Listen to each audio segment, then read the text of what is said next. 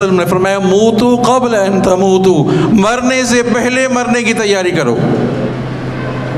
अल्लाहु अकबर, मरने से पहले मरने की तैयारी कर लो। हासिबू क़ब्ल अन तुहासबू, एहतिसाब से पहले अपना एहतिसाब कर लो। वहाँ जो एहतिसाब होगा उस एहतिसाब से पहले अपना एहतिसाब कर लो।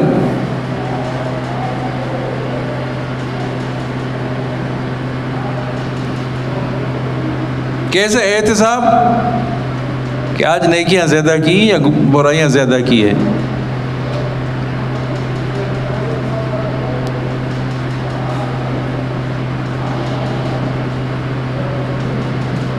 रोज़ाना एहतिसाब करें अपने नफ्स से।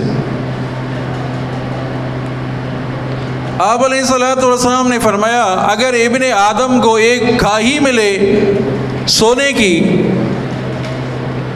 तो कहेगा दूसरी भी मिले, दूसरी भी मिले। एक का सोन जीजे के नहीं खड्डा मिले नहीं पोचो तो भी मिले, क्या कहेगा? दूसरी भी मिले।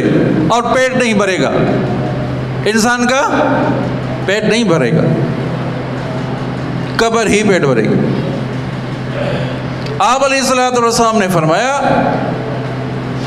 समंदर में उंगली डालो, जितना ही उंगली को पानी लगा है ये दुनिया का जहान है, बाकी सारा समंदर ये आखिरत का जहान है। इससे अंदाजा करे आदमी।